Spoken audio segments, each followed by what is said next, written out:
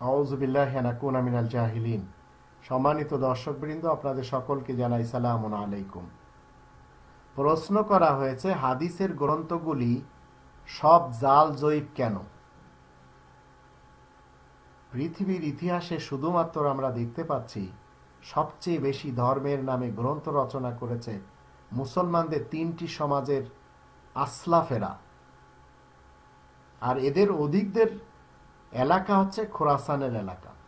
এরা কেউ আরব না, সব অনারব। হাদিসের গ্রন্থগুলি এত সব জাল জয়ীব কেন? কোরআন আপনাকে আমাকে বলবে, যদি আপনি কোরআন মেনে চলেন, কোরআনের কাছে জিজ্ঞেস করেন। কোরআনের 4 নম্বর সূরা আন-নিসা এর 105, 106 এবং 107 এই আয়াত তিনটি আমরা দেখে নেব। এখানে আল্লাহ বলছেন, ইন্না আনজালনা ইলাইকাল কিতাবা বিল হক, নিশ্চয় আমি তোমার উপরে একটি সত্য গ্রন্থ নাজিল করেছি, এই আমার হাতে রয়েছে সেটি। লিতাহকুমা বাইনান নাসি বিমা আরাকাল্লাহ, যাতে তুমি আল্লাহ তোমাকে যা জানিয়েছেন সেই অনুসারে মানুষের মধ্যে মীমাংসা করে দিতে পারো। এই গ্রন্থটি মীমাংসা করে দেওয়ার গ্রন্থ। ওয়ালা তাকুল লিল খাইনিনা খাসিমা, আর বিশ্বাস ভঙ্গকারীদের সমর্থনে তর্ক করবে না। ওয়াস্তাগফিরিল্লাহ, আর আল্লাহ তাআলার নিকট ক্ষমা প্রার্থনা করবে। ইন্নাল্লাহা কানা গফুরুর রহিমা, নিশ্চয় আল্লাহ ক্ষমাশীল দয়ালু। ওয়ালা তুজাদিল আনিল্লাযিনা ইয়াখতানুনা আনফুসাহুম ইন্নাল্লাহা লা ইউহিব্বু মান কানা খাওয়ানান আফিমা, যারা নিজ দিগকে প্রতারিত করে তাদের পক্ষে বাদ বিসম্বাদ করবে না। নিশ্চয় আল্লাহ বিশ্বাস ভঙ্গকারী কোনো পাপীকে পছন্দ করেন না। এই গ্রন্থ হচ্ছে আল্লাহ তাআলার পক্ষ থেকে সত্য গ্রন্থ। মানুষের যত বিবাদ রয়েছে সেগুলি মীমাংসাকারী হিসেবে এই গ্রন্থ এসেছে। তাই এর ভিতরে কোনো জাল জয়ীফ নেই। এর ভিতরে যা কিছু আছে শতভাগই সত্য এবং নির্ভুল, সন্দেহ মুক্ত। 2 নম্বর সূরা আল বাকারার 2 নম্বর আয়াতে আল্লাহ বলে দিয়েছেন। এর বিপরীত যত কিছু রয়েছে মানুষের লেখা গ্রন্থ, বাইবেল বলেন, আবেস্তা বলেন, ত্রিপিটক বলেন, দশাতীর বলেন, গুরু গ্রন্থ বলেন, রামায়ণ বলেন, গীতা বলেন, মহাভারত বলেন, এগুলি সব জাল জয়ীফে ভরা মানুষের লেখা। এগুলি সবই মাখলুকের লেখা। বুখারী বলেন, তিরমিজি বলেন, আবু দাউদ বলেন, নিসাই বলেন, ইবনে মাজা বলেন এবং মুসলিম বলেন, এগুলি সব মানুষের লেখা।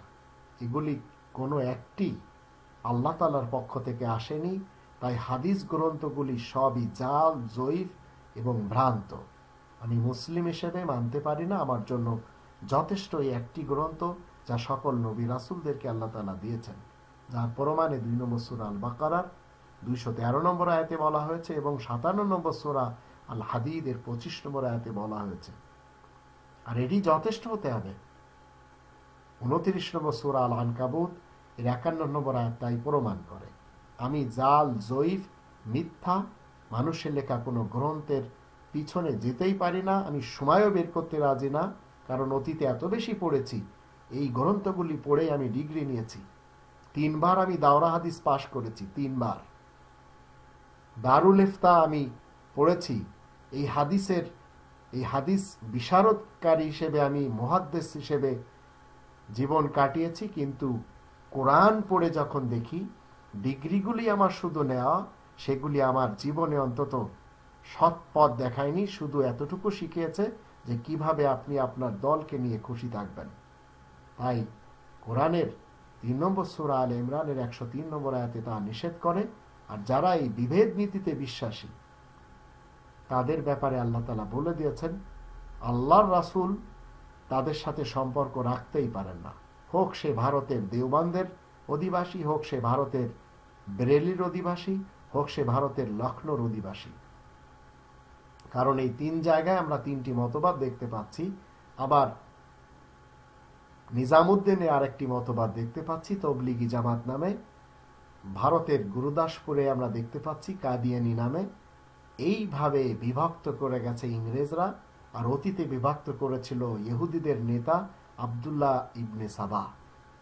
আল্লাহ আমাদের সবাইকে তৌফিক দান করুন আমরা যেন আহসানুল হাদিস মেনে জীবন কাটাতে পারি, আর মানুষের লেখা যত জাল, জয়ীফ, মিথ্যা রেওয়ায়াত আর হাদিস রয়েছে সেগুলি থেকে আমরা দূরে থেকে জীবন কাটাতে পারি।